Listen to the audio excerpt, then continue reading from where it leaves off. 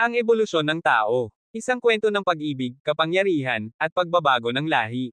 Sa paglipas ng panahon, nagbago ang mundo, at kasama nito, ang tao. Ngunit sa gitna ng ebolusyon, may iisang tanong na nananatili. Hanggang saan ang kaya mong baguhin, para mabuhay at magmahal? Huwag kalimutang mag-like, comment, at subscribe para sa susunod na kabanata. Pakinggan mula umpisa hanggang dulo para sa buong karanasan ng kwento. Kabanata 3271 hanggang Kabanata 3280. Kabanata 3271. Nakita ni Zhao Ninger na nag-transform na siya bilang White Godbird. Habang papalapit siya sa Gene Egg, bigla niyang napansin ang isang knife air na umakyat mula sa baybayin. Bigla itong pumutok sa harap ni Burry Path God, halos tamaan ang Gene Egg. Tumingin si Burry Path God sa langit at iniwasan ang Gene Egg. Ang kabilang kamay niya ay naging kamao at pinagsiklab sa knife air.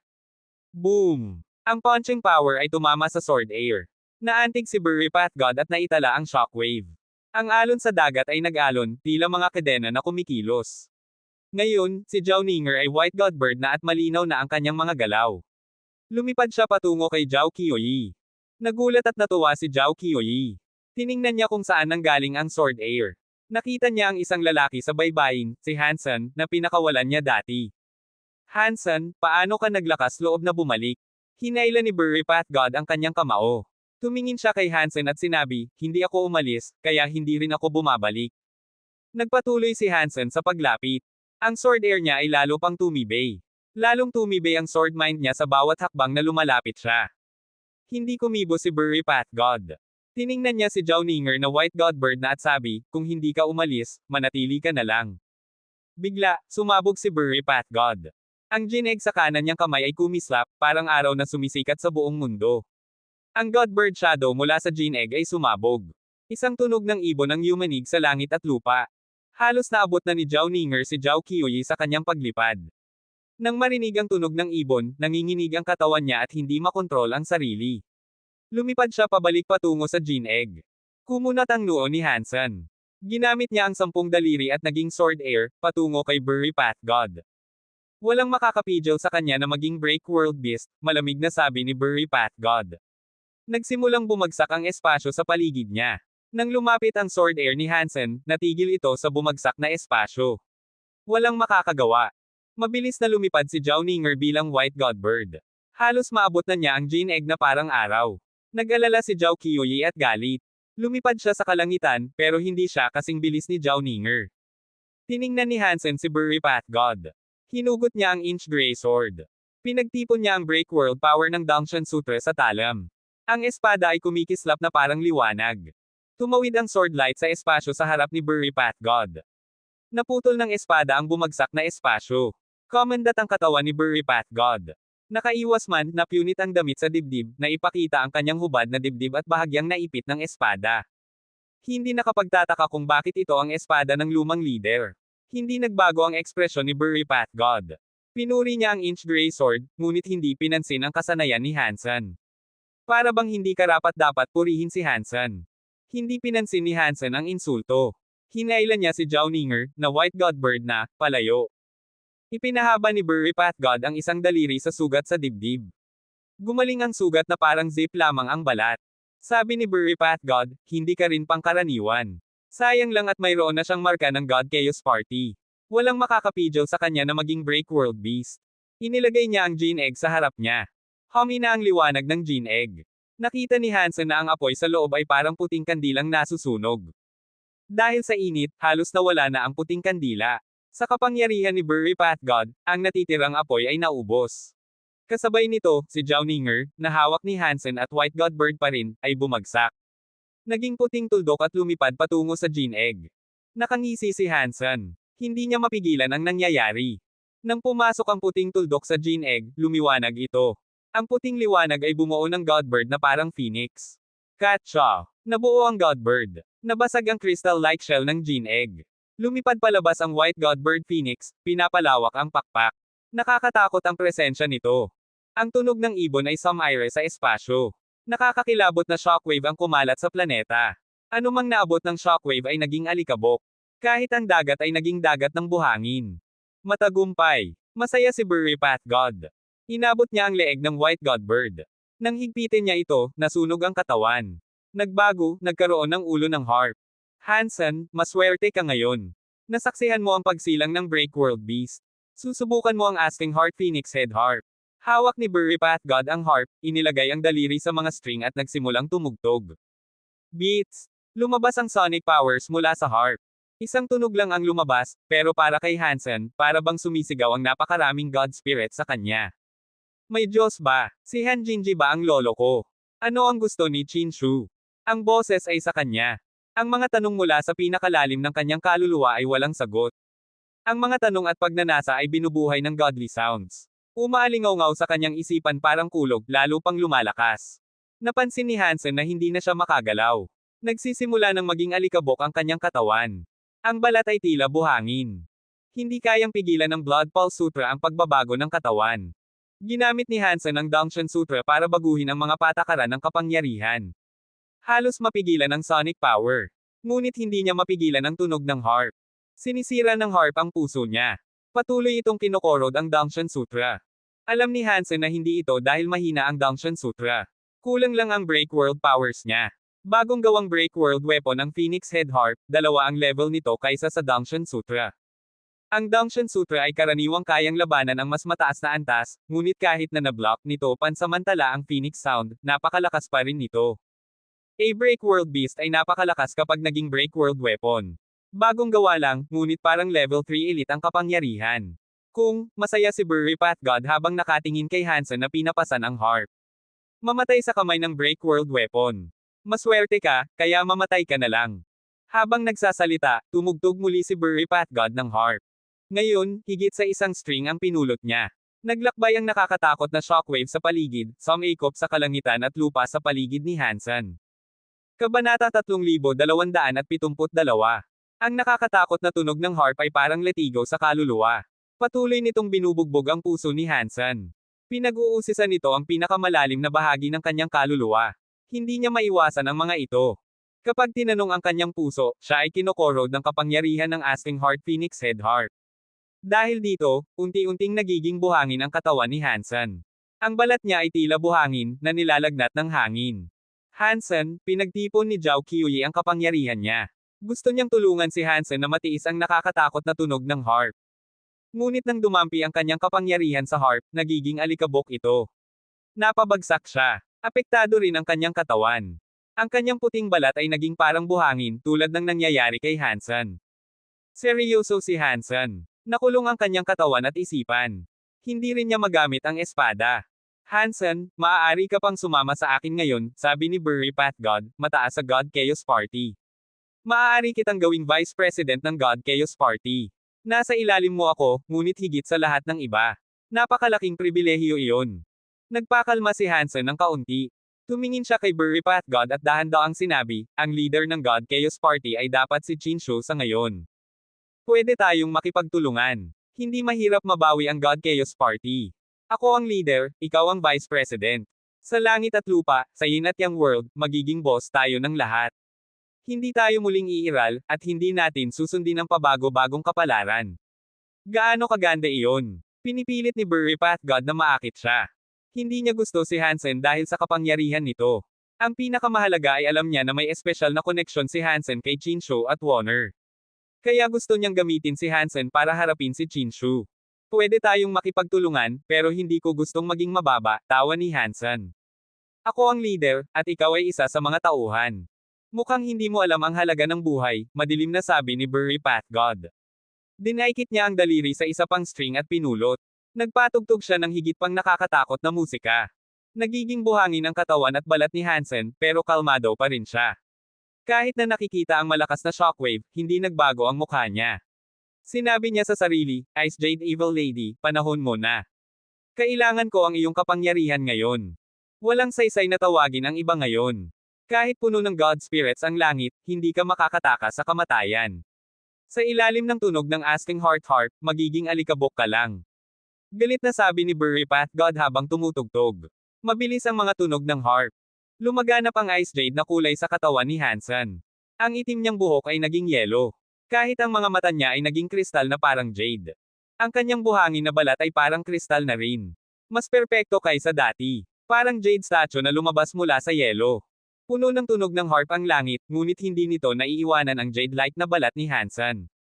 Pinagsama ni Hansen at ng Ice Jade Evil Lady ang kanilang break world powers upang basagin ang mundo. Ngayon, siya ang may pinakapurong katawan. Walang dumi o alikabok ang makakasira sa kanya. Hindi lamang ang balat niya ang parang jade. Pati ang kanyang puso ay jade. Wala siyang kapintasan. Kahit naharapin ang isang langit na puno ng Diyos at Buddha na gustong pahirapan ang kanyang puso, hindi siya matitinag. Dalawang elemental break world powers ang meron ka. Nagkunot ang noo ni Burry Pathgod at tiningnan si Hansen. Ang isang nilalang na kaya ng break world powers ay malamang na ginugol ang karamihan ng buhay para maabot ang antas na ito. Bukod dito, kadalasan ay limitado ang mga tao sa kanilang likas na katangian. Ang ordinaryong nilalang ay makakapag-break world lamang sa isang elemento. Bihira ang may kakayahang gawin ito sa dalawang elemento. Isa siyang espesyal sa break world elites. Hindi sumagot si Hansen. Nakulong ang katawan niya ng sonic power, pero ngayon kayanan niyang gumalaw. Hindi na mapipigilan ng Asking Heart Harp ang kanyang galaw. Kahit saan siya gumalaw, lahat ng nahahawakan ay nalilinis. Parang lahat ng dumi ay tinatanggal. Lumabas ang isang short bow at arrow sa kamay ni Hansen. Ito ang Flying Yan Spear na binago niya upang maging bow. Isang armas na likas na magaling si Hansen. Tiningnan ni Hansen si Burry Pathgod. Dahan-dahan niyang hinaila ang bowstring. Pinunasan hanggang sa maximum. Pagkatapos, hindi na nag-atubili. Pinakawalan niya ang kanyang mga daliri sa bowstring.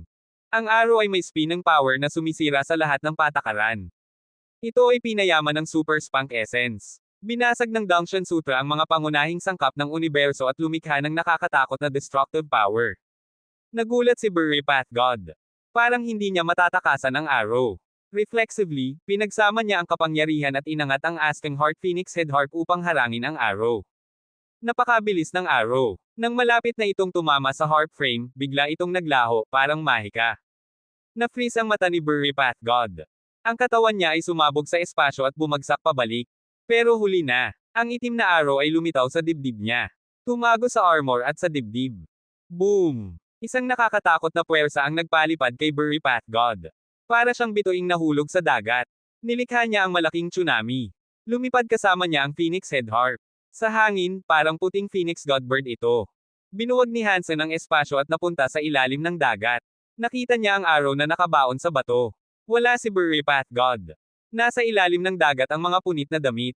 Super Spunk Power ang tumama sa kanyang katawan, pero hindi siya napatay. Napakalakas ni Burry Pathgod, gulat ni Hansen. Alam niyang umalis na si Burry Pathgod, kaya lumabas din siya. Pumunta siya sa baybayin. Umalis si Burry Pathgod. Bumulik na sa normal ang Planet Ninger. Bumalik sa normal ang dagat, parang walang nangyari. Hinawakan ni Zhao Qiuyi ang Break World Beast na si Zhao Ninger at umiyak. Si Zhao Ninger, na White Phoenix Godbird, umiiyak din. Hansen, ikaw ang isang swordsman ng Qin Kingdom. Napakalakas mo. Dapat may paraan ka para maibalik ang aking kapatid. Ipinagdarasal ko na iligtas mo siya, lumuhad si Zhao Qiuyi kay Hansen nang makita siya. Hinawakan ni Hansen ang katawan niya. Tiningnan niya si Zhao Ninger, ang Break World Beast, at sinabi, maaaring maibalik kita sa normal pero hindi 100% ang tagumpay. May 20% hanggang 30% chance lang na maibalik ang anyo mo bilang tao. Kung mabaygo, hindi ko alam ang mangyayari. Gusto mo pa ring subukan. Hindi makapagsalita si Zhao Ninger. Gumawa siya ng tunog ng ibon at tumango kay Hansen. Sige, subukan natin. Hindi dahil sa paulit-ulit na paghingi ni Zhao Qiuyi gustong iligtas ni Hansen si Zhao Ninger. Gusto niyang malaman kung ano ang Break World Beast at kung maaapektuhan ng kapangyarihan niya ang isang Break World Beast. Pinagtipon ni Hansen ang Zuan Yellow Sutra Power. Kaya nitong ibalik ang Jin Ray sa isang itlog.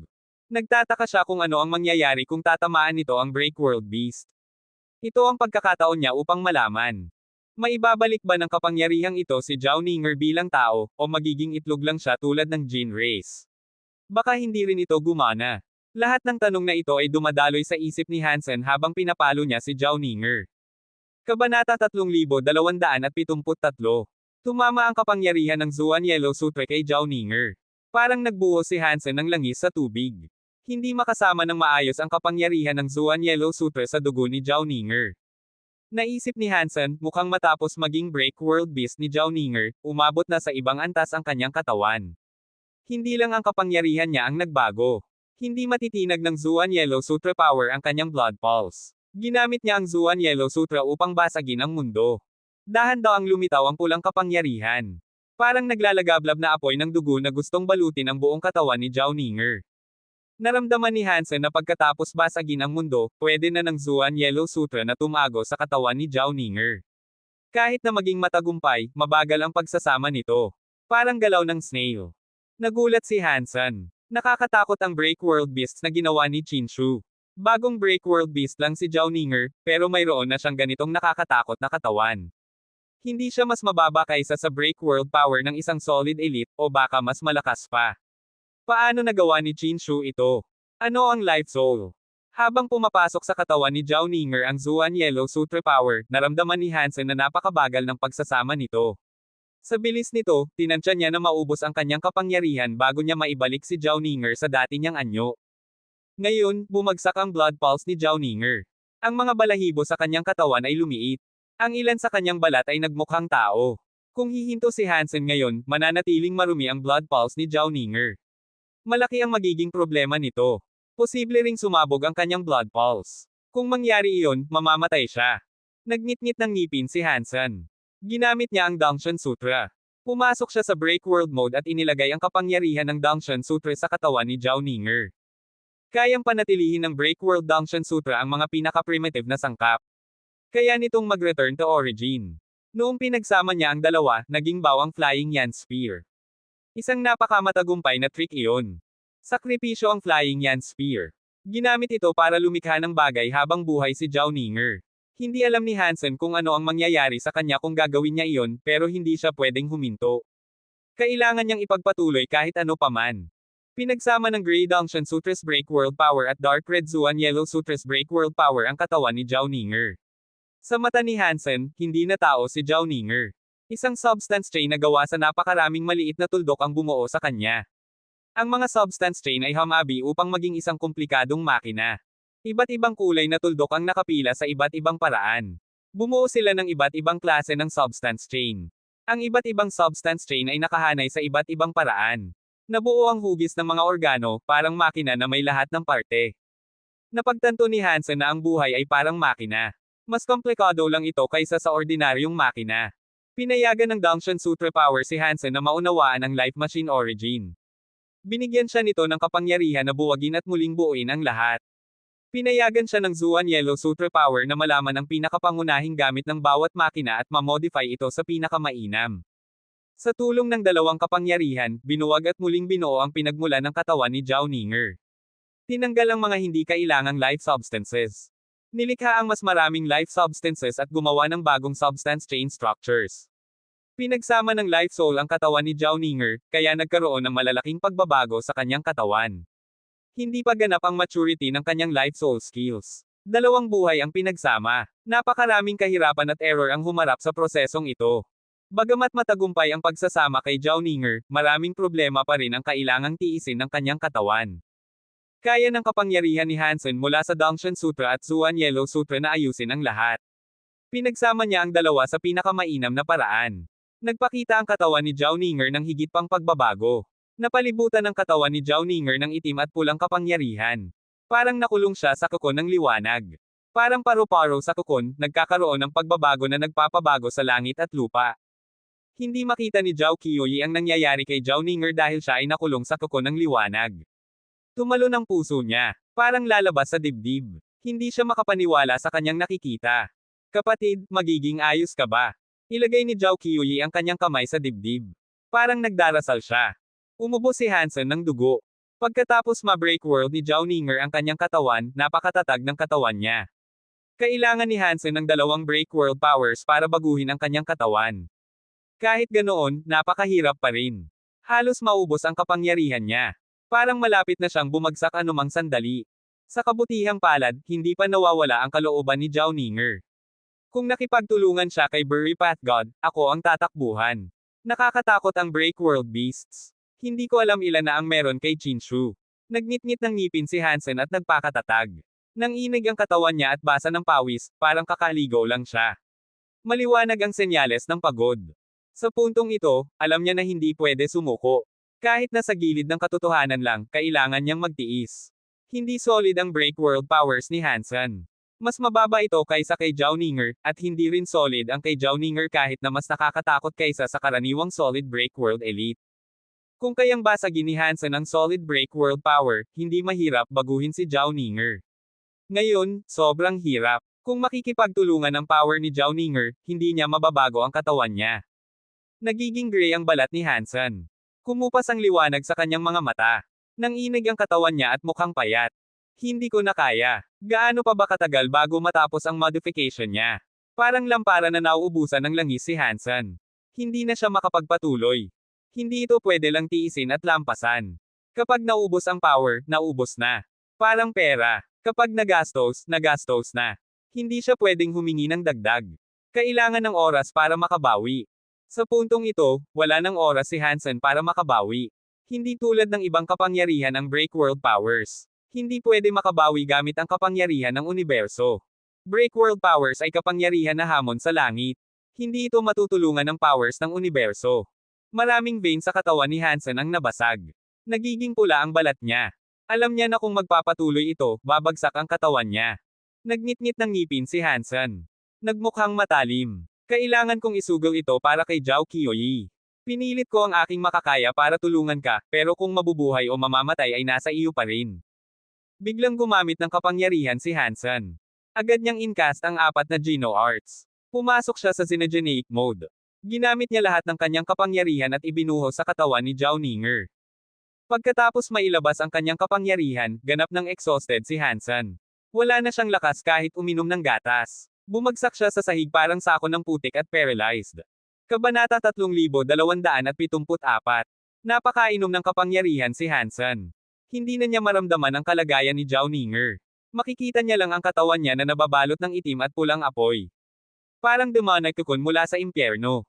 Hansen, ayos ka lang ba? Ano ang nangyari sa kapatid ko? Lumapit si Zhao Qiuyi para buhatin si Hansen. Ibang-iba ang tono ng boses niya. Ayos lang ako. Tungkol sa kapatid mo, siguro nasa kapalaran na lang. Hindi alam ni Hansen kung ano ang mangyayari kay Zhao Ninger. Labas sa kontrol niya ang sitwasyon. Nagpasya si Hansen sa sarili niyang lihim na hindi na niya baguhin ang buhay o bagay na hindi kanya. Napakadelikado para sa kanya. Alam niya na lalong mag-aalala si Zhao Qiuyi sa sasabihin niya, pero ayaw niyang magbigay ng sobrang pag-asa. Sa pinakamahusay na kaso, kahit si Hansen ay alam na hindi tiyak ang resulta. Maaaring masira ang lahat. Mas mabuti pang asahan ang pinakamasama. Walang magagawa si Hansen. Kailangan siyang tulungan ni Zhao Qiuyi na maupo. Para sa safety, naglagay siya ng Zuan Yellow Sutra sa sarili. Tiningnan ni Zhao Qiuyi ang kakon ng liwanag. Napansin ni Hansen na lumiit ang kakon.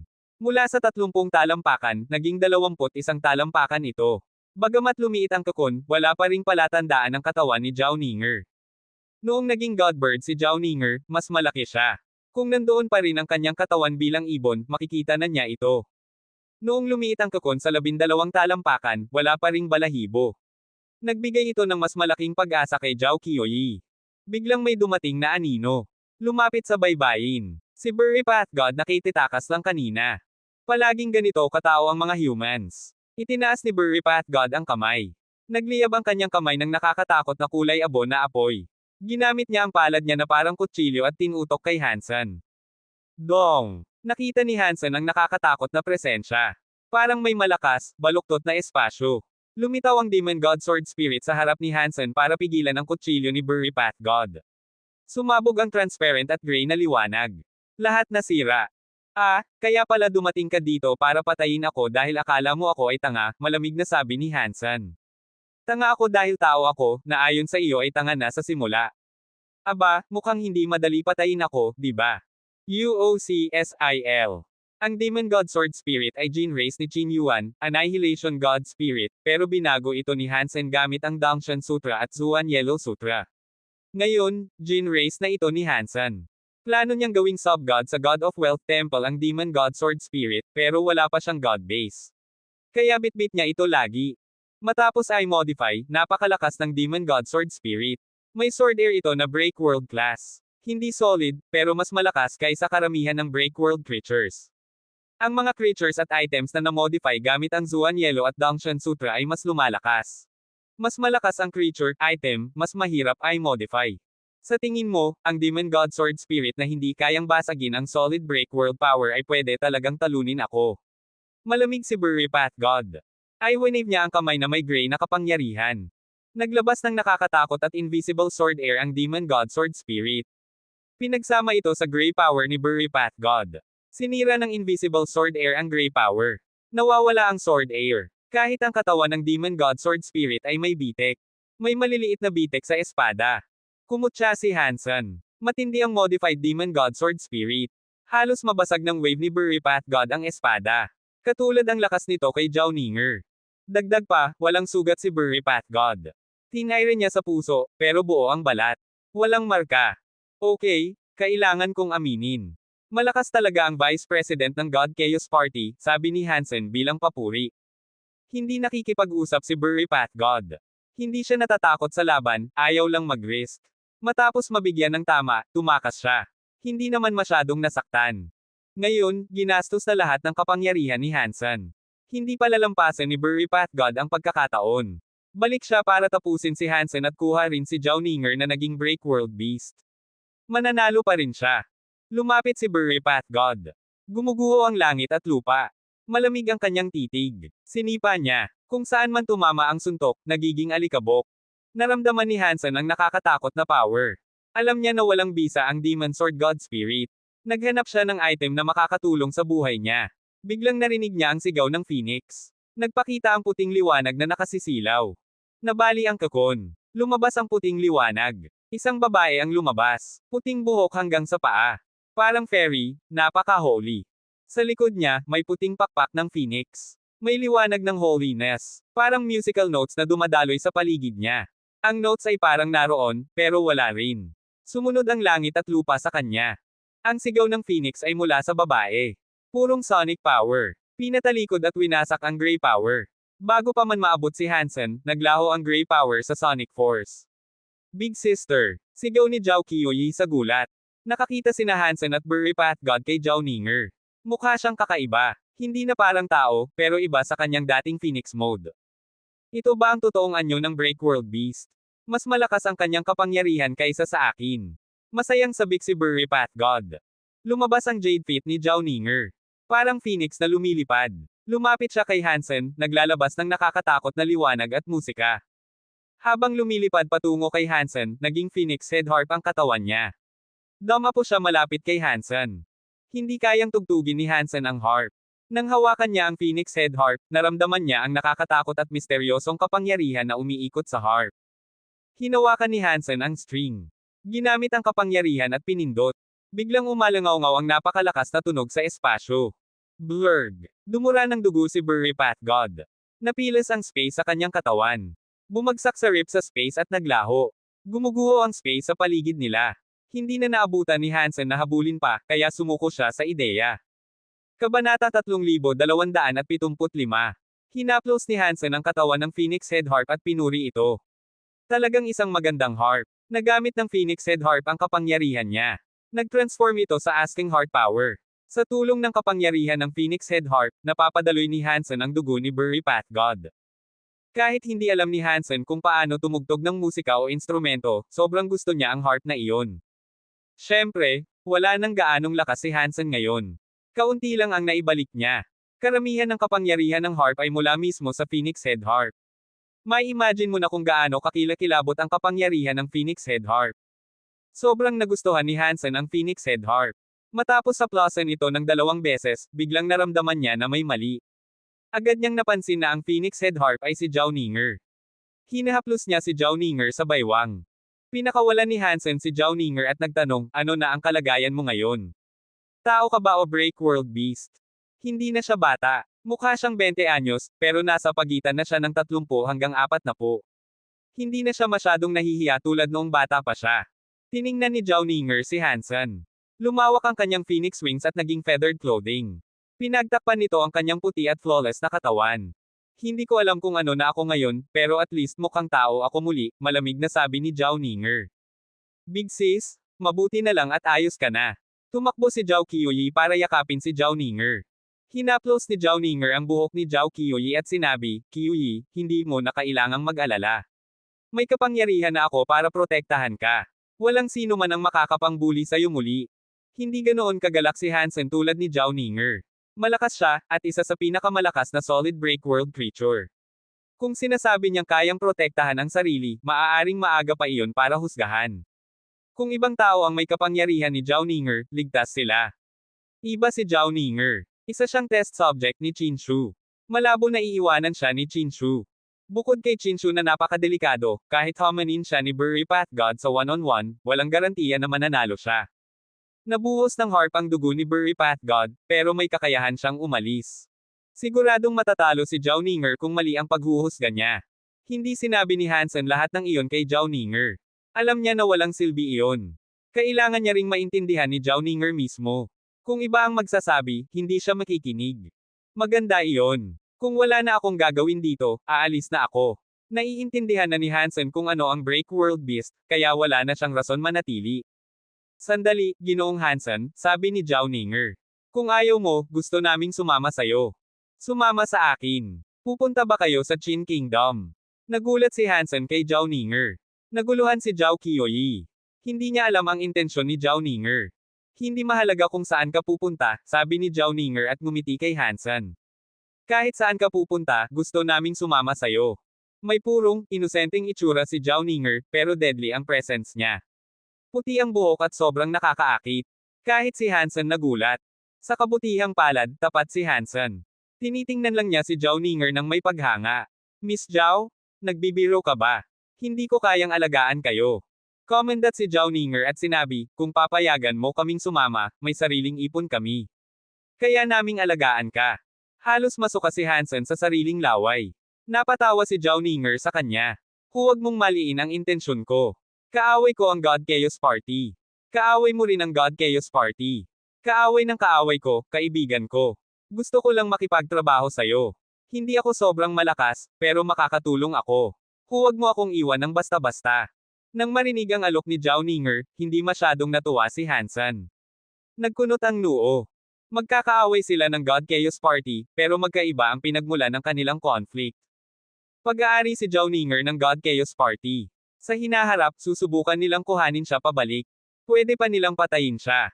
Iba ang alitan ni Hansen sa God Chaos Party. Paminsan-minsan lang nagkakaproblema, pero hindi siya hinahabol. Paminsan-minsan lang nakikipaglaban. Kung makikipagtulungan sila, baka mas gusto pa ng God Chaos Party na patayin silang pareho. Matapos ang mahabang pag-iisip, sinabi niya kay Zhao Ninger, pwede kayong makipagtulungan sa akin, pero isang bagay ang dapat kong ipaliwanag. Sige, sabihin mo, sagot ni Zhao Ninger at ngumiti. Kung makikipagtulungan tayo, ako ang magiging leader ng maliit nating grupo, sabi ni Hansen ng tiyak. Susundin ninyo ang utos ko. Kung hindi kaya, hindi tayo dapat magtrabaho ng magkasama. Mukhang nag-alinlangan si Zhao Ninger, pero yumuko ng seryoso at sumagot, susundin ko lahat ng sasabihin mo. Kung ganun, pumunta na kayo at mag-empake. Pwede na kayong sumama sa akin pabalik sa Qin Kingdom. Alam ni Hansen na hindi titigil ang God Chaos Party. Plano niyang bumalik, kunin si Bauer, at magplano sa susunod. Kinuha ni Zhao Ninger si Zhao Qiuyi para mag-empake. Hindi alam ni Zhao Qiuyi ang nangyayari. Big sis, sobrang lakas mo. Bakit kailangan mong sumama kay Hansen? Umiling si Zhao Ninger. Masyado kang bata. Maraming bagay ang hindi mo pa naiintindihan. Malakas ako, pero hindi natatakot si Burry Path God sa akin. Sa kaso ni Hansen, kahit pagod na siya, iniiwasan ni Burry Path God ang pagiging reckless. Tinuturing niya siyang malaking kaaway. Kung ganun, kasalanan niya yon, sabi ni Zhao Qiuyi.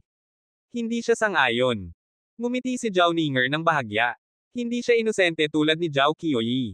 Ganun pa man, hindi ako basta iiwan ng God Chaos Party. Mas ligtas para sa atin na manatili malapit kay Hansen. Naiintindihan niya ang God Chaos Party higit sa atin. Hindi sinabi ni Zhao Ninger na kung para lang sa kanya, pwede siyang magtago o lumaban. Pinakamalaking alalahanin niya ay baka may masamang mangyari kay Zhao Qiuyi. Pumasok si Hansen sa hardin. Uminom ng tsaa habang naghihintay sa Zhao family na mag-empake. Biglang may anino na nahulog mula sa langit. Bumagsak ito sa mga braso ni Hansen. Agad na kumilos si Hansen. Hinawakan niya ang anino para masuri. Isa itong malaking sky demon, matagal nang wala. Mukha siyang sakuna. Mas mapatla kaysa sa nyebe. Sobrang sugatan. Hindi pa nahahawakan ni Hansen dati. Ito ang unang pagkakataon na naramdaman niya ang pervy at demonic na katawan. Naramdaman niya ang init. Kabanata 3276. Little lover, hindi mo ba palaging sinusubukan akong alisin? Ngayon, sugatan ako at hindi makalaban. Ito ang pinakamagandang pagkakataon mo para patayin ako. Kahit igalaw mo lang ang daliri, sapat na iyon para tapusin ako. Kahit na mukhang sakuna ang malaking Sky Demon, nakangiti pa rin siya. Nakayakap ang kanyang jade arm sa leeg ni Hansen. Para siyang maliit na pusa sa kanyang mga braso. Ang mga salita niya ay may mapang-akit na tinig. Bakit ka sugatan? Alam ni Hansen kung gaano kalakas ang malaking Sky Demon. Hindi maraming nilalang sa mundo ng mga kaharian ang makakasakit sa kanya. Bumababa ang hininga ng malaking Sky Demon at sabi, mali ang akala ko kay Chinshu. Gusto ko lang pasukin ang 33 skies at makita kung ano ang matututuhan ko tungkol kay Chinshu doon, pero nakita niya ako. Halos hindi ako makabalik. Nakakatakot si Chinshu. Halos katulad siya ng dating leader. Ano ang nakita mo doon? Tanong ni Hansen. Pumasok lang ako sa tower para malaman ang higit pa tungkol kay Chinshu, pero halos patayin niya ako. Sa palagay mo, ano ang nakita ko? Nakita ng malaking Sky Demon ang pagkadismaya sa mukha ni Hansen. Ngumiti siya at sabi, marami akong nakita na tinatawag na life soul sa loob ng lumang tower. Ilan ang nandoon? Tanong ni Hansen habang nakakunot ang noo. Napakarami. Nakapasok lang ako sa unang palapag ng lumang tower, pero nakita ko ang 10 nilalang na kinain ng fate. Hindi ko alam kung may iba pa sa itaas ng tower. Tumigil sa pagngiti ang malaking Sky Demon. Mukha siyang seryoso. Nakakatakot ang numerong iyon kahit para kay Hansen. Kung bawat life soul ay maaaring maging isang nilalang nakakilabot tulad ni Zhao Ninger, magiging hindi matatalo si Chinshu sa universo. Kahit ang God Spirits ng Geno Hall ay hindi makakalaban. Huwag kang mag-alala. Bihira ang mga nilalang tulad ni Zhao Ninger sa mga creature na pinagsama sa life souls. Hanggang ngayon, si Zhao Ninger lang ang matagumpay. Tumigil ang malaking Sky Demon at sinabi, ginagamit ni Chinshu ang life souls para gawing break world beasts. Kapag naging break world beasts sila, magiging solid ang kanilang katawan. Mas malakas sila kaysa sa mga elite ng break world. Ito ay paraan ng ebolusyon ng mga nilalang na hindi gaanong lohikal. Maraming flow dito, kaya malabo na magtagumpay. Solidify break world powers. Sa mga level ng breaking the world, anong rank iyon? Hindi pa alam ni Hansen ang level ng breaking the world. Tumawa ang malaking Sky Demon. Walang level ang breaking the worlds. Ang breaking the world ay breaking the world. Ito ay termino lang para ilarawan ang pagkontrol sa kapangyarihan ng dalawang mundo. Ang lakas ay nakadepende sa kung gaano mo ito nakokontrol. Ordinaryong break world people, 1% lang ang kailangan para magamit ang break world powers. Kahit kaunti, sapat na iyon para masabing nakaka-break ng world. May iba na mas nakakaintindi ng higit pa. Pagkatapos nilang break the world, maabot nila ang 10% sa kontrol ng kapangyarihan mula sa dalawang mundo, tulad mo. Sa palagay ko, nung unang beses mong break the world, ang rate mo ay nasa 15% hanggang 20%. Naiintindihan ko, sabi ni Hansen. Ano ang ibig sabihin ng pagiging solid? Kapag umabot sa 30% ang break world rate, para itong tubig na nagiging yelo. Nagtatambok at nagiging solid. Para lang itong paglalarawan, hindi literal na yelo. Ang solid break world powers ay may maraming benepisyo. Mas lumalakas ang kapangyarihan kaysa dati. Lalo na sa rules ng paggamit ng power. Kapag solid na, mas kapaki-pakinabang. Kaya ang solidify ng break world powers ay parang junction. Tumigil sandali ang malaking Sky Demon at nagpatuloy, may junction sa 60% at 70%. Ang 60% ay napakabihira.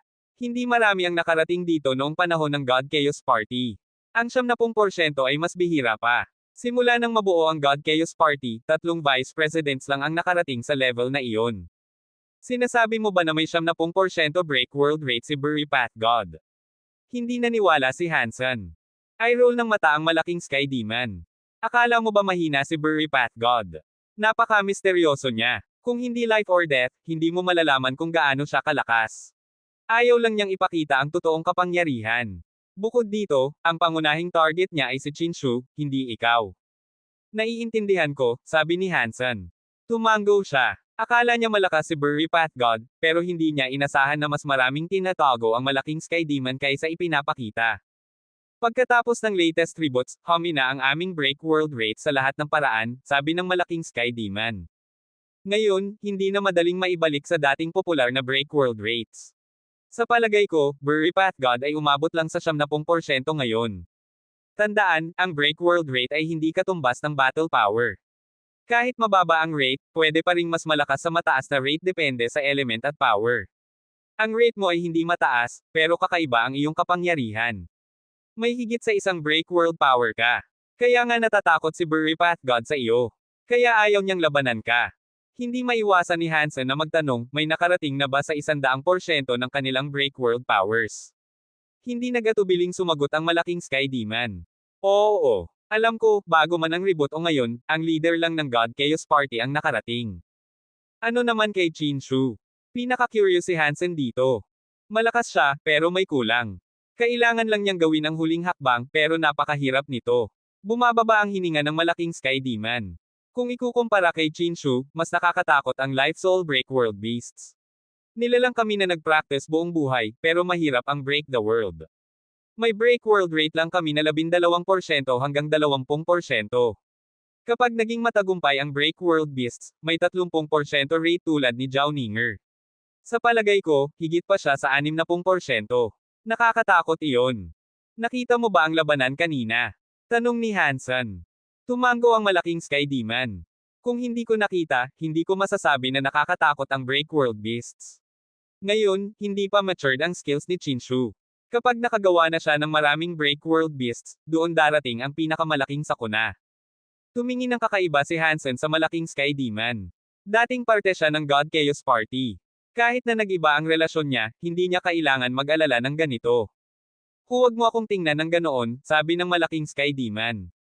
Hindi ako apektado sa disaster ng malaking universo, pero maaaring hindi ito maganda para sa iyo. Hindi ko alam na ganoon kakalaga sa akin, sagot ni Hansen at ngumiti. Iunat ng malaking Sky Demon ang katawan. Hindi ko mapipigilan. Dahil ikaw ang stepfather ni Bauer. Okay lang kung mamatay ka. Kung may mangyari kay Bauer, baka hindi maganda. Kilalang mo si Bauer. Ngayon naintindihan ni Hansen kung bakit kahit malakas ang malaking Sky Demon, hindi siya ginawa. Alam na niya ang tungkol kay Bauer. Kilala ko siya, tiniyak ng malaking Sky Demon. Sino siya? Talagang gusto malaman ni Hansen kung sino si Bauer. Siya si Bauer, stepfather mo, pero hindi mo alam ang pangalan niya. Mukha na parang ngumingiti ang malaking Sky Demon, pero hindi talaga. Alam mo, hindi iyon ang ibig kong sabihin. Gusto ni Hansen malaman kung sino si Bauer sa nakaraan. Nagtataka siya kung siya ba ang leader ng God Chaos Party sa nakaraang buhay ni Bauer. Si Bauer ay si Bauer, seryoso sabi ng malaking Sky Demon. Nat-Angie siya. Hindi niya kailangan ng kahit sino. Seryoso siya, pero para kay Hansen, parang walang kwenta ang sinabi. Anyway, huwag mong hayaan na malaman ng iba kung sino talaga si Bauer. Kapag nangyari iyon, malaki ang problema mo. By the way, sugatan ako ngayon. Kung gusto mo akong patayin, patayin mo. Kung ayaw mong patayin, gamutin mo. Magaling ka sa ganito. Nakadapo ang malaking Sky Demon sa balikat ni Hansen. Ibinaba ang damit at ipinakita ang sugat sa kanyang buto. Pinayagan siyang gawin ang gusto niya. Kabanata 3277.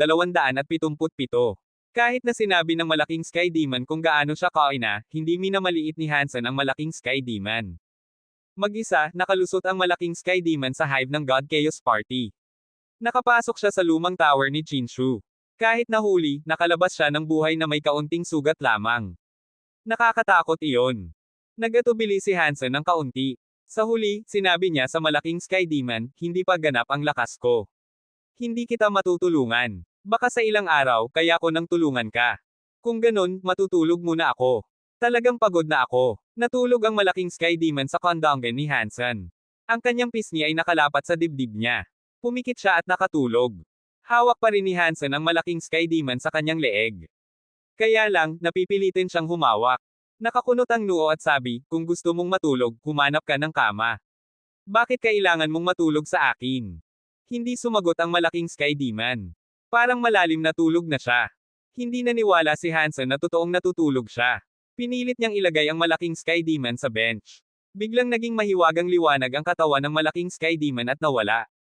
Kasabay noon, sa utak ni Hansen, narinig niya ang tinig ng malaking Sky Demon, magkikita tayo sa loob ng iyong panaginip. Pagkatapos ng sandali, nawala na ang katawan ng malaking Sky Demon. Parang hindi siya umiiral. Nakakunot ang noo ni Hansen.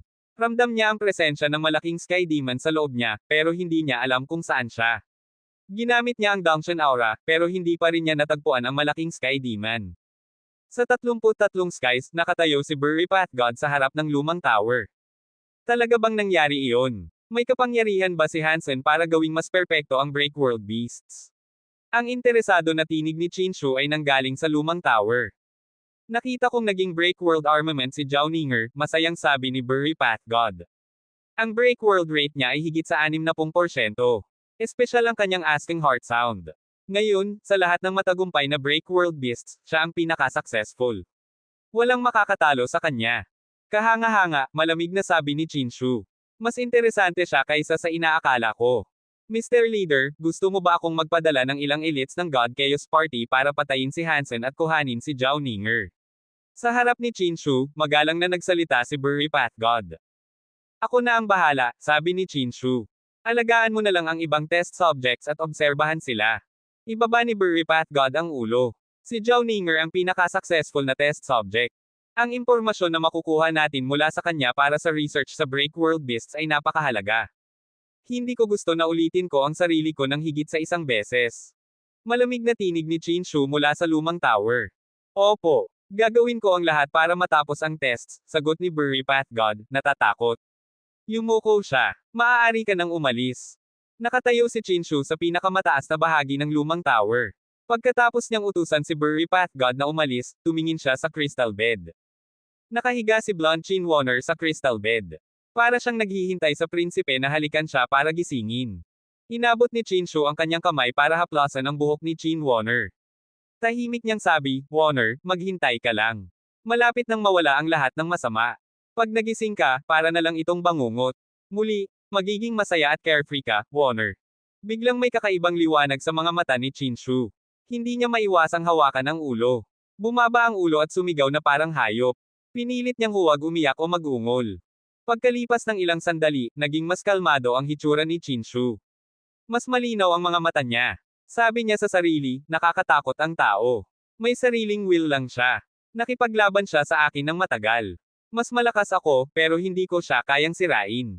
Dapat kaya ko na. Kailangan ko lang ng kaunting oras. Kapag kontrolado ko na ang armor, maibibigay ko kay Warner ang kaligayahan na nararapat sa kanya. Hindi ko siya paiiralan ng kalungkutan. Ginamit ni Hansen ang sobra niyang lakas kaya hindi niya kayang buksan ang space pabalik sa Jade Wall City. Sa halip, sumakay siya sa barko kasama sina Zhao Ninger at Zhao Qiuyi. Sa kabutihang palad, may concert si Zhao Ninger sa Han Kingdom. Sinundan siya ni Hansen papunta sa Han Kingdom. Pagkatapos ng concert, magpapatuloy sila patungong Jade Wall City. Sa barko, mabagal ang oras. Wala masyadong magagawa si Hansen. Pinili niyang gamitin ang Geno Arts para maibalik ang lakas. Kaya natulog siya. Pinayagang ayusin ng katawan niya ang sarili sa pinakamainam na kondisyon. Nang matulog si Hansen, napansin niyang nasa bilangguan siya. Nakagapos ang mga braso at nakapatong sa krus. Nakaharap siya sa malaking Sky Demon. May hawak ito na letigo at nakangiti sa kanya. Natarante si Hansen. Naintindihan niya ang nangyayari. Tiningnan niya ang malaking Sky Demon at tanong, kaya mo bang kontrolin ang panaginip ng iba? Ito ay madali para sa akin. Sugatan ako, kaya kailangan kong gamitin ang iyong dreamscape para makapagpahinga. Hindi mo ba tatanggihan ang presensya ko dito? Nakaupo ang malaking Sky Demon, nakatawid ang mga binti, nakatingin kay Hansen at ngumiti. Hindi ko sinangayunan ang presensya mo dito, pero komportable ka na sa sarili mo, sabi ni Hansen, medyo inis. Tumayo ang malaking Sky Demon at lumapit kay Hansen. Ginamit ang mga daliri para itaas ang kanyang jaw. Sa mapang-akit na tinig, sabi niya, huwag mong sabihin ganon. Magbabayad ako ng upa. Anong klaseng upa? Sinubukan ni Hansen kontrolin ang dreamscape pero wala siyang magawa. Parang nawala ang lahat ng kapangyarihan niya. Pinilit ng daliri ng malaking Sky Demon si Hansen na itaas ang ulo. Malapit nang magdikit ang kanyang maliwanag na pulang labi sa labi ni Hansen, pero dumulas lang sa pisngi niya. Nilapit sa tenga at sabi, masisiyahan ka sa upang babayaran ko. Pagkatapos noon, umatras ang malaking Sky Demon. Nagcrack ang eksena sa pag-alis niya. Bumagsak ang pader ng bilangguan. Naging bakante ang paligid. Nakakita si Hansen ng sword air mula sa kalangitan. Hindi mabilis ang sword air, pero hindi rin mabagal. Hindi ito jittery, pero hindi rin smooth. Nagbigay ito kay Hansen ng pressure na mahirap ilarawan. Para bang kayang sirain ng sword ang nakaraang buhay niya. Para sa 10 milyong taon na buhay, para bang mapapatay siya ng sword na iyon. Gamit ang kanyang lakas, binago ni Hansen ang reaksyon. Alam niyang panaginip lang iyon, kaya wala dapat ikatakot. Pero ramdam niya ang sword na baluktot ang kanyang will. Nakakita si Hansen ng maraming elite na gumagamit ng espada. Six Paths Emperor, Lone Bamboo, at Jien Bugo ay top-class swordsman, pero hindi pa siya nakakita ng ganitong nakakatakot na sword.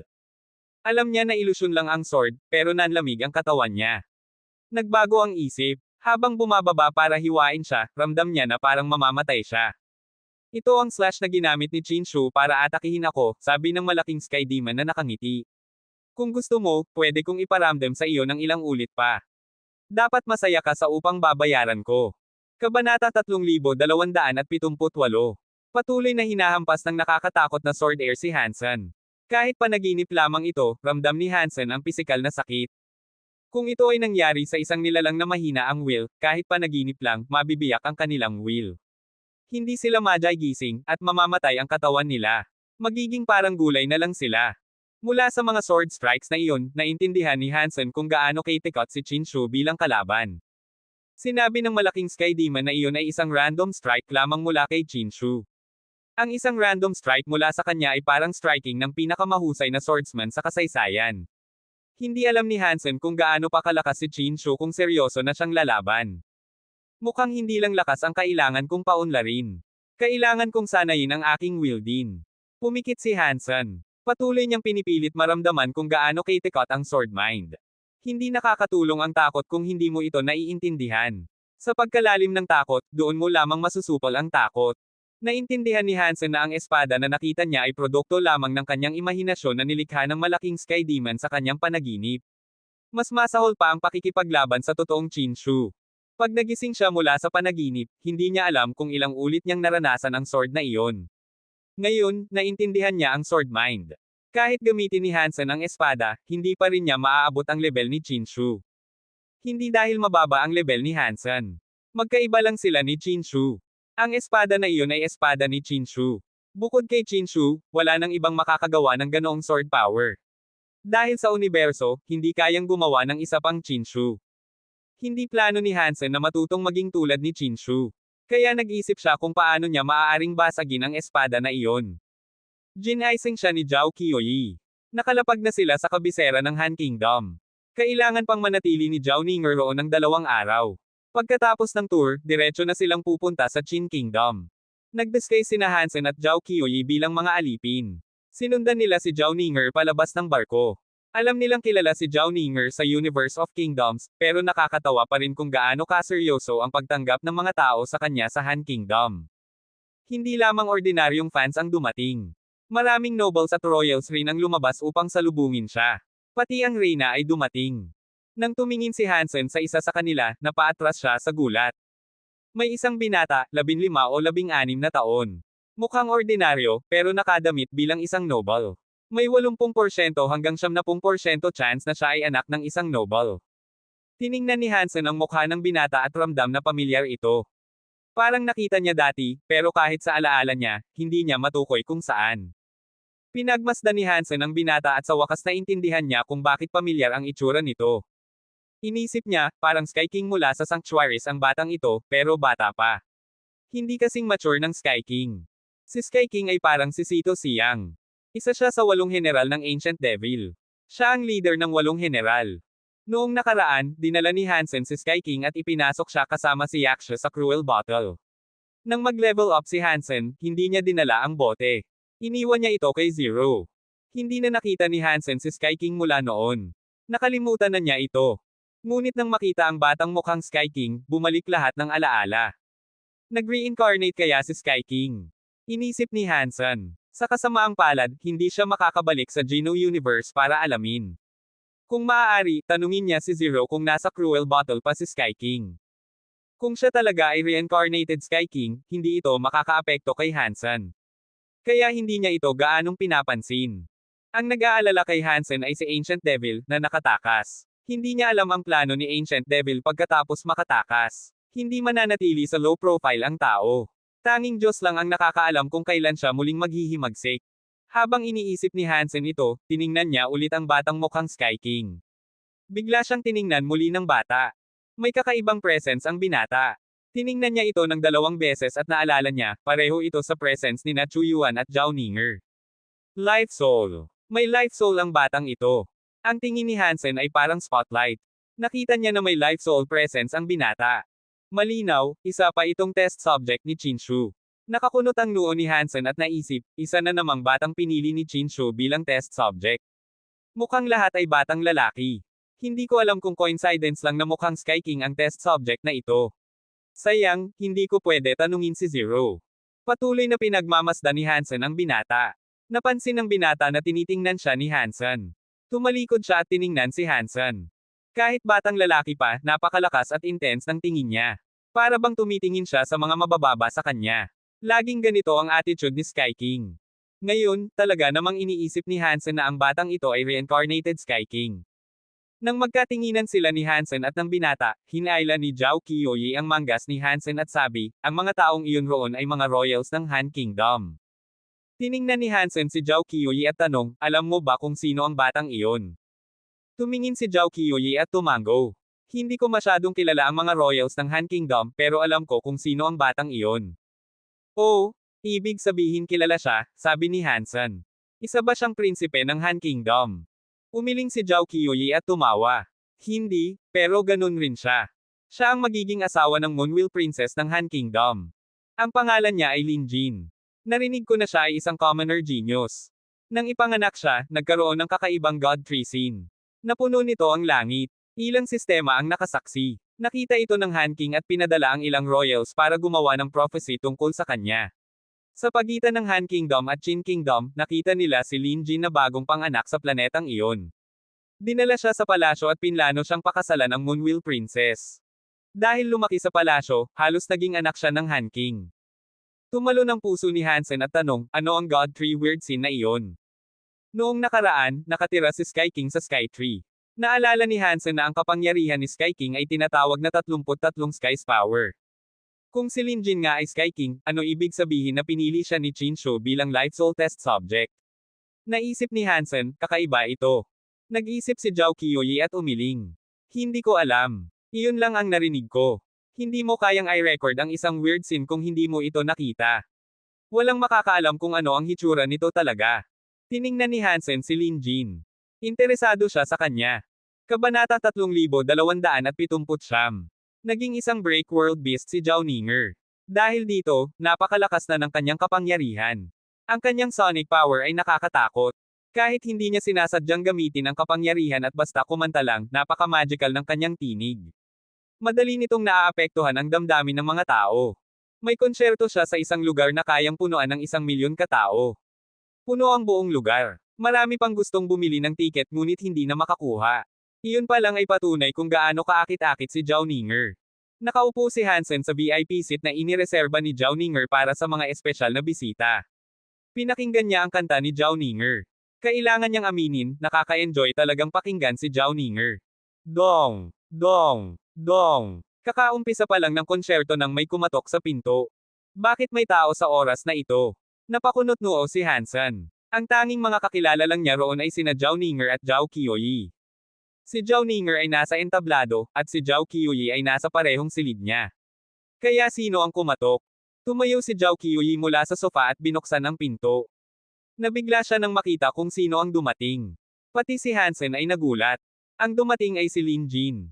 Yumuko si Zhao Qiuyi at nagtanong, may kailangan po ba kayo? Saglit ko lang gustong makausap si Hansen ng pribado. Lumampas ng tingin si Lin Jin kay Zhao Qiuyi at diretso kay Hansen nakatingin. Papasukin mo siya, sabi ni Hansen kay Zhao Qiuyi, na halatang natakot. Tumabi si Zhao Qiuyi at pinapasok si Lin Jin sa silid. Isinara niya ang pinto sa likod nila. Alam mo ba kung sino ako? Tanong ni Hansen kay Lin Jin nang may interes. Ikaw ang number 1 swordsman ng Qin Kingdom, malamig na sabi ni Lin Jin. Isa kang nakakatakot na tao na sumire sa Jade Wall City. Kaunting tao lang ang hindi nakakakilala sa iyo. Pero alam kong si Hansen ay hindi talaga taga Qin Kingdom. Isa siyang tao mula sa sanctuaries. Nagulat si Hansen. Ngumiti si Lin Jin at nagsabi, Hansen, maaari na ba tayong mag-usap ng pribado ngayon? Qiuyi, maaari ka bang lumabas muna? Mungkahi ni Hansen. Lumabas si Zhao Qiuyi. Tumingin si Hansen kay Linjin at nagtanong, sino ka ba talaga? Lumapit si Linjin kay Hansen at umupo. Kahit nakalimutan mo na kung sino ako bilang Sky King, siguradong hindi mo nakalimutan kung sino ang anak kong si Chinjun. Sky King? Kailan ka nakatakas sa cruel battle? Nang marinig iyon, sigurado na si Hansen na may 80% hanggang 70% na posibilidad na ang batang ito ay ang reinkarnasyon ni Sky King. Iilan lang ang nakakaalam na si Chinjun ay anak ni Sky King. Walang sino man sa Universe of Kingdoms ang makakaalam nito. Bukod sa pagiging tunay na reinkarnasyon, walang ibang paliwanag. Hindi ako nakatakas, sabi ni Linjin. Sa totoo lang, pinili kong mamatay. Namatay ako sa isang espesyal na paraan. Pagkatapos kong ma-reincarnate, napanatili ko ang mga alaala ng aking nakaraang buhay. Hindi madali iyon. Paano mo nagawa? Tanong ni Hansen, na alam kong kailangan ng Geno Hall para sa reinkarnasyon. Dapat imposibleng manatili ang alaala ng kaluluwa. Iba ako, sagot ni Linjin. Masasabi nating espesyal ang mga kaluluwa naming 8 general. Pero may isang bagay akong hindi maintindihan. Pagkatapos kong ma-reincarnate, naintindihan ko ang koneksyon ng dalawang mundo. Pagkakuha ko ng life soul, mas lalo kong naintindihan ang lahat. Tumingin si Hansen kay Linjin at nagtanong, ano iyon? Maaaring tulad ko si Ancient Devil, na napanatili rin ang kanyang mga alaala. Ang paghahanap niya sa aming 8 general mula sa sanctuary ay hindi aksidente. Planado na iyon. Malamang na dinala niya kami rito upang patayin ang isang Diyos. Plano niya na iyon noon pa. Ngunit sa huli, ipinagkanulo siya ni Azura, kaya nabigo ang plano. Matagal nang iniisip ni Hansen kung saan talaga ipinanganak si Ancient Devil. Ang paliwanag ni Sky King ay may saysay. Ano ang itsura ng Diyos na pinatay ninyo noon? Matagal na niyang tanong na gusto niyang masagot. Hanggang ngayon, hindi niya alam kung aling Diyos ang nilamon ni Azura. Hindi ko alam, sagot ni Sky King. Ang alam ko lang, nahanap kami ni Ancient Devil at ginamit ang aming kapangyarihan upang tumawag ng isang nilalang. Nang lumitaw ang nilalang na iyon, halos mamamatay na ito. Pati si Ancient Devil ay nagulat. Hindi niya inasahan na ganoon ang hitsura ng Diyos na kanyang tinawag. Ngayon na iniisip ko, kahit naghihingalo ang Diyos, matagal pa rin bago namin siya napatay. Kung ordinaryong Diyos iyon o sugatan lang, baka hindi namin siya kayang patayin. Hindi na nagpatuloy si Sky King, ngunit naintindihan ni Hansen ang ibig niyang sabihin. Kung alam ni Ancient Devil na napakalakas ng Diyos na iyon, malamang hindi talaga pagpatay ang tunay niyang layunin. Tiningnan ni Hansen si Sky King at sinabi, hindi ka naman siguro pumunta rito para lang sabihin iyan. Napabuntong hininga si Sky King. Kung hindi kailangan, hindi ako pupunta sa iyo. Nakasilang mga alaala ko noong ma-reincarnate ako. Kung walang aksidente, kahit ma-reincarnate akong muli, mahirap na itong mabawi. Ang life soul na ibinigay sa akin ng God Chaos Party ang nagbukas sa akin ng mga alaala ng aking nakaraang buhay. Dahil doon, nalaman ko ang lahat. Pagkatapos sandaling tumigil, nagpatuloy siya. Ang mga life soul ay kontrolado ng God Chaos Party. Kahit matapos ko ang pagsasanib ngayon, kontrolado pa rin nila ako. Marahil ay maaari mo akong tulungan. Bakit ko naman gagawin iyon? Tanong ni Hansen na may bahagyang ngiti. Hindi naman sila naging magkaibigan. Sa nakaraang buhay, magkaaway pa sila. Kahit wala na ang mga iyon, wala rin siyang dahilan upang tulungan si Sky King. Hindi ko alam kung anong nilalang ang tinawag ni Ancient Devil, pero alam ko ang isang lihim tungkol sa kanya, sabi ni Sky King na may ngiti. Kung mapapalaya mo ako sa kontrol ng God Chaos Party, sasabihin ko sa iyo ang lihim na siguradong magugustuhan mong malaman. Anong lihim? Pakinggan ko nga, sabi ni Hansen na hindi naniniwala. Ngumiti si Sky King. Nadiskubre ko ang lihim na ito matapos kong mabawi ang aking mga alaala.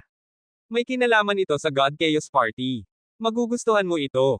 Hindi inaasahan ni Hansen na magugulat siya, pero natigilan siya ng sandali bago nagsabi, tutulungan kita sa abot ng makakaya, pero kailangan ko munang malaman ang lihim. Mabilis na sumagot si Sky King, pumunta ako sa God Chaos Party at may nakita akong kakaiba. May isang lumang painting doon. Ipinapakita sa painting ang dating pinuno ng God Chaos Party, ang 3 vice presidents, at ang mga pangunahing miyembro. 4 ang core members ng God Chaos Party. Nakilala ko ang 2 sa kanila. Isa roon ay si Burry Path God. Ang isa naman ay, tumigil sandali si Sky King. Tinanong ni Hansen, si Ancient Devil ba? Tumango si Sky King. Oo. Ang vice president sa painting ay si Ancient Devil. Siya talaga iyon. Si Ancient Devil ay isang vice president ng God Chaos Party, na pakunot noo si Hansen. Kabanata 3280. Tiningnan ni Hansen si Sky King at tinanong, paano mo gusto kong tulungan ka? Mukhang handa na si Sky King sa lahat. Pagkarinig niyang magtanong si Hansen, sumagot siya, ang mga life soul ay konektado sa isang soul candle. Kapag naupos ang soul candle, babalik ang life soul. Nakapagsanib na ako sa isang life soul.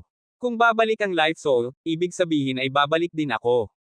Ang pinakamainam na paraan ay makuha ang soul candle at ilagay ito sa aking mga kamay, pero mahirap iyon. Karamihan sa mga soul candle ay nasa pag-aari ni Chinshu. Kahit para sa'yo, magiging mahirap makuha iyon. Tahimik lang na nakinig si Hansen. Wala siyang planong putulin ang sinasabi ng lalaki. Alam niyang kung hindi lubos na handa si Sky King, hindi ito lalapit sa kanya. Ang pagkuha ng soul candle mula kay Chinshu ay parang imposibleng bagay, pero pinag-isipan ko itong mabuti, sabi ni Sky King. At dahil doon, nakakita ako ng posibleng paraan, pero may kaunting panganib. Kailangan ko ang tulong mo para magawa ito. Sabihin mo, wika ni Hansen. Hindi nag-aksaya ng oras si Sky King. Ayon sa aking pagsisiyasat, ang relasyon ng soul candle at life soul ay parang manikang may tali. Kung magagamit ng tama at sapat ang lakas mo, maaari mong maputol ang koneksyon ng dalawa. Sinubukan ko na ang maraming paraan, pero hindi ko naputol ang mga tali. Siguro ang lakas ko ay hindi sapat para maabot iyon. Tinanong ni Hansen, iniisip mo bang kaya ng kapangyarihan ko ang hindi mo nagawa? Tumango si Sky King, pero agad ding umiling. Hindi ko alam. Iba ka kasi. Ang kapangyarihan mo ay palaging kakaiba. May kakayahan kang lumampas sa mga inaasahan. Iba ang iyong katawan at kaluluwa. Kaya sigurado akong pwede mo itong subukan. Mas mabuti nang may pag-asa kaysa wala. Naalala ni Hansen ang hawak ni Burry Pathgod na gene egg na may nasusunog na kandila sa loob. Siguradong iyon ay isang soul candle. Ano ba talaga ang life soul? Tanong ni Hansen para makakuha ng sagot.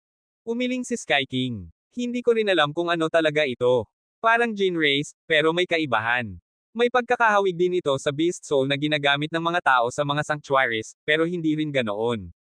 Pagkatapos kong magsanib dito, parehong tumibay ang katawan at kaluluwa ko. Kung hindi dahil dito, hindi ko sana naibalik ang mga alaala ko noong nakaraang buhay. Kailan natin ito gagawin? Tanong ni Hansen. Kapag ginawa mo ito, kailangan mong gamitin ang buong lakas mo. Walang dapat mangabala habang isinasagawa natin ito. Ramdam kong binabantayan ako ng mga kasapi ng God Chaos Party, kaya kailangan kong alisin sila muna. Kailan ka aalis dito? Sabihin mo ang oras at lugar, at tatanggalin ko ang mga bantay bago kita puntahan. Umiling si Hansen. May life soul ka, at hawak nila ang soul candle mo. Hindi ako naniniwalang makakatakas ka sa kanila.